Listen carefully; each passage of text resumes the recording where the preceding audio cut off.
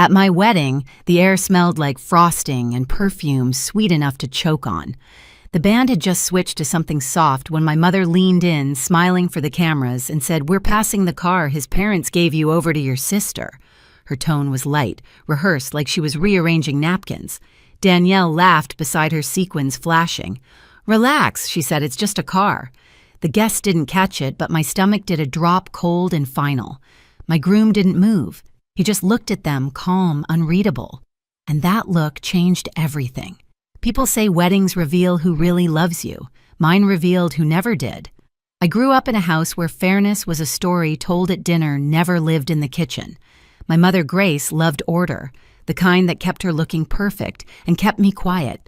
My father, Richard, was the man who believed silence fixed things. And Danielle, my little sister, was the delicate one. The world bent for her. I was the hinge that made it move. When we were kids, she got the bigger room because she was afraid of the dark. When she crashed her first car, Mom blamed the rain. I worked double shifts to buy mine, and Mom called it good character building. Danielle was the reason I was the resource.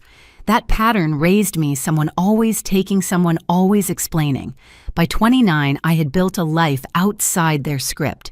I was an interior designer, careful and precise, the kind of woman who paid her own bills and didn't borrow dresses. Meeting Evan felt like stepping into sunlight that didn't burn. He came from a family that believed in boundaries, in respect. His parents weren't rich, but they were generous in the way that cost nothing, listening, trusting, handing you space. At our rehearsal dinner, they handed me a small silver key in an envelope. "You built this together," his father said. "Here's something to help you move forward." A used car clean, reliable, titled in my name. It wasn't about the metal, it was about what it meant. Trust, partnership, the kind of gift you protect. That night, I'd caught Mom's expression, tight, polite, already calculating. She'd smiled at Evan's parents and said, "How thoughtful," but her eyes flicked to Danielle like a reflex. I should have recognized it for what it was, an early warning. The morning of the wedding, she fussed over my hair, told me how proud she was. "You've always been so giving, Eva," she said, smoothing my veil. "Don't lose that." Her perfume filled the air, sweet, heavy, impossible to breathe through. I smiled back, pretending not to understand the message behind the compliment. But part of me already knew. Some gifts aren't meant to be shared. The reception felt like a movie playing too loud. Laughter, clinking glasses, 1,000 polite smiles, all performing the same scene. Evan's hand rested on my back as we swayed through our first dance. For a moment, it almost felt safe, like the world had agreed to behave. Then I saw my mother cutting through the crowd, her pageant smile already set in place. She stopped beside us, perfume trailing behind her, and spoke just loud enough for the nearest tables to hear. "We're passing the car his parents gave you, over to your sister." Every sound in the room blurred. Someone laughed at another table. The band's singer drew out a note that suddenly felt like sirens. Danielle appeared glowing under the fairy light sequins, throwing shards of light across her grin. "Relax," she said, a playful shrug in her voice. "It's just a car." It wasn't about the car. It was about everything that had ever been taken and repackaged as kindness. I looked at my mother's face, composed, benevolent, so sure she was right. She tilted her head, waiting for me to perform gratitude. "You and Evan can manage with one," she added. "You've always been so practical." A guest snapped a photo, catching her hand on my arm, her smile wide. In the picture, no one would see the way her fingers tightened. I didn't respond. Evan's thumb brushed the inside of my wrist. A small question, "Are you okay?" I breathed in glass and frosting and the old taste of obedience. Dad drifted over, drawn by the tone in her voice. "What's going on?" he asked, eyes flicking between us. "Nothing serious." Mom answered quickly, "Just helping Danielle out. She's had awful luck with cars." Danielle laughed again, soft and rehearsed. "It's fine, Mom. She doesn't mind sharing." Sharing. The word landed like a bruise. I thought about the night I'd stayed up fixing Danielle's resume, the dress she'd borrowed, and lost the endless apologies I made on her behalf. All those small surrenders dressed as love. I smiled, then small, calm, dangerous. "You're right," I said. "I don't mind sharing." My mother relaxed, mistaking surrender for peace. Evan didn't. His hand found mine again, steady, certain. Across the room, the fairy lights flickered. A camera flashed. The air felt tight, like the moment before a storm breaks. I leaned closer to Evan and whispered, "It's starting again."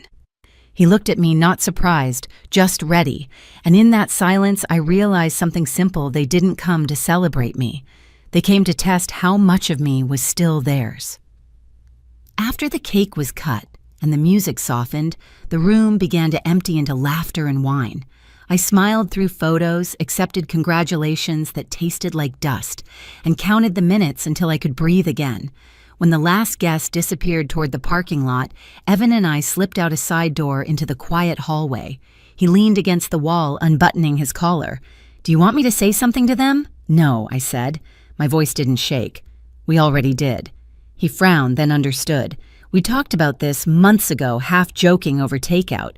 My mother's habit of turning my things into family property wasn't new, it was inherited behavior, so I'd decided to stop being inheritable. 2 weeks before the wedding, my coworker, who also happened to be a paralegal, helped me draft a notarized declaration. Every gift received in my name was legally protected, not to be transferred or sold without my written consent. I'd signed it in blue ink. So had Evan. I remembered her exact words when she stamped it, "You're not being paranoid. You're being prepared." Back in the hall, Evan reached for my hand. "You knew this might happen." "I hoped it wouldn't," I said, "but I didn't want to bleed again without a bandage." We stood there for a while, listening to muffled laughter from the banquet room. It sounded distant, hollow, like something already ending. I thought about the look on my mother's face, the delight of control disguised as generosity. She'd spent years training me to play the role of the gracious daughter. I had learned it so well that no one saw the quiet calculations behind my smile. Evan's phone buzzed. A text from one of the guests. "Your sister's already posting about the car." He turned the screen toward me. There it was, a photo from our garage, Danielle posing beside the car with the caption, "Finally got a ride that fits me." I laughed once, dry and low. She couldn't even wait till morning. He met my eyes. "So what do we do now?" I reached for my clutch fingers, brushing the thick envelope inside. "Now," I said. "We let them open their own trap." Evan exhaled slowly, a quiet sort of pride in his voice. "Then let's go finish the party." We straightened our clothes, fixed our smiles, and walked back toward the music. My heart was steady now. The storm had already changed direction. We walked back into the ballroom as the band shifted into another safe romantic tune, something meant to fill silence. The room glowed gold again, but the air had changed. Conversations felt thinner. Eyes darted away and back. My mother was near the cake table, laughing too loudly, a queen restored to her stage. Danielle hovered beside her phone in hand, pretending to scroll. When she saw us, Mom brightened. "There they are," she called, like we'd been gone on a honeymoon already. "Everyone's asking where the bride went."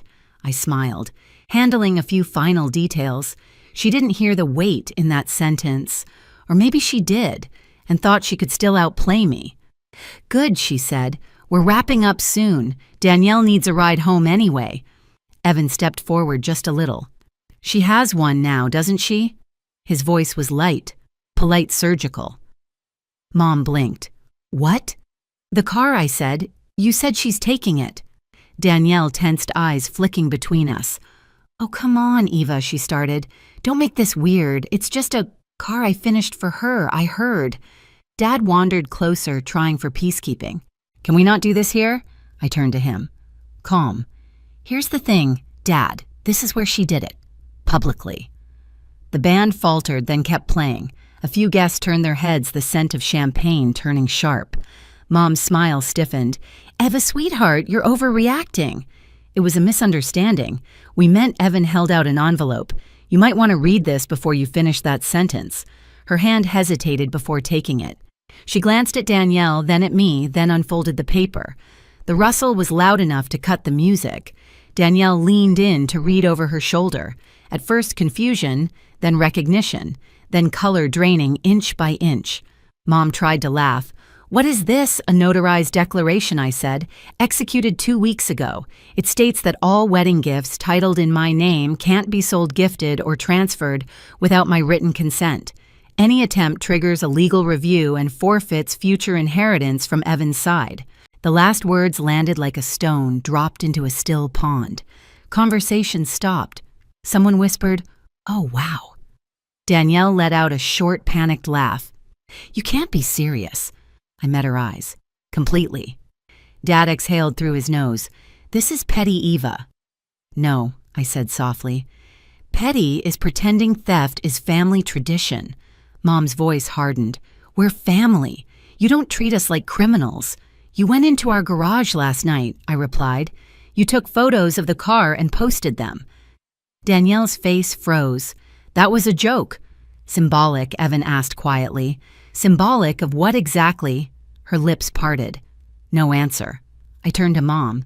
"This isn't about the car, it's about the pattern. You call it love when you take what's mine and tell me I'm good for giving it." "You're being dramatic," she snapped. "Maybe I said, but this time the drama has witnesses." A ripple went through the guests, phones half raised, half hidden. Someone's aunt mouthed drama behind her champagne flute. Danielle's voice cracked. "You'd really embarrass the family like this." "I'm not embarrassing anyone," I said. "I'm just ending the script." Evan took my hand, grounding me. His tone was even calm. "Mrs. Harper, you should keep that paper. It's legal documentation." Mom stared at him like he'd betrayed her personally. "You encouraged this." "No," he said. "She didn't need encouragement. Just respect." Danielle's face turned red. "You married up, didn't you?" "Think you're better than us now?" Evan didn't answer. I did. Better no. Boundaried. Absolutely. The word hung there. Boundaried. Like a foreign language in that house. Mom tried again, desperate. "We raised you to be kind. You raised me to give," I said. "You taught her to take." That was the fracture. The one sentence that split the air in half. The band stopped playing altogether. Even the fairy lights seemed to flicker. Danielle stepped closer, trembling. "You'll regret this." I smiled faintly. I already did for 29 years. For the first time, Mom's perfect composure cracked. Her voice wavered. "Eva, please, don't do this in front of everyone. Then you shouldn't have done it to me in front of everyone." She opened her mouth again, but no words came out. The silence that followed was thick enough to touch. Evan leaned into the band. "Play something," he said quietly. The drummer lifted his sticks, uncertain. The singer looked at me for permission. I nodded. Music rose again, soft, defiant, a heartbeat. Evan pulled me back to the dance floor. The guests parted like we were royalty or a bomb. As we moved, I caught reflections in the mirrors. Mom's face pale and still. Danielle's mascara smudged, Dad staring at the floor. The envelope sat on the table between empty glasses. Evan whispered, "Breathe." "I am," I said. And for once, it was true. When the song ended, I turned to my parents, still frozen near the cake. "Help isn't theft," I said evenly, "and love isn't access." I placed the empty champagne flute beside the envelope and walked away with Evan through a sea of quiet stares. Behind us, the applause didn't come, just whispers like wind through a cracked door. Outside, under the string lights, I exhaled everything I'd been holding for years. Evan slipped his arm around me. "You okay?" I nodded. "I think I just stopped apologizing." He smiled. "About time." We stepped into the night, the music still humming behind the doors. Somewhere inside the smile my mother wore all my life finally fell. The drive home was quiet, the kind of quiet that felt earned. The city lights blurred past soft and far away. I rolled the window down, letting the wind pull at my veil until it came loose and drifted into the night. Evan laughed under his breath. "You just threw away your movie moment." "Good," I said. "I don't want one." We drove in silence after that, hand in hand, the same car they tried to steal humming beneath us. Every mile felt like distance from an old wound. When we reached our house, Evan turned off the engine but didn't move. "You did it," he said quietly. "I did what broke the pattern?" Inside the kitchen still smelled like the morning coffee we never finished. I slipped out of my shoes, feeling the tile cool under my feet. On the counter sat my phone, buzzing with missed calls, Mom. Danielle, unknown numbers. I turned it face down. Outside, crickets filled the air. For the first time, the silence didn't ache. It settled. Evan wrapped his arms around me from behind. "Still want that honeymoon drive?" I smiled. "Let's take the car." A week later, I stood in our kitchen with sunlight spilling across the floor. The same house, the same car in the driveway, but everything inside me felt rewired. On the fridge, one photo remained the moment at the wedding when Mom's smile cracked and I held the envelope. I used to think it looked harsh. Now it looked honest. I realized freedom didn't roar. It whispered. It was the sound of a phone that didn't ring anymore, of doors I could lock without guilt. People say families fall apart because of pride or money. Maybe. But sometimes they fall apart because one person finally stops pretending. I looked at that photo and whispered, boundaries don't destroy families. They define them. If you've ever had to draw a line with someone who called it love, share your story below. You're not alone and you don't owe anyone your peace.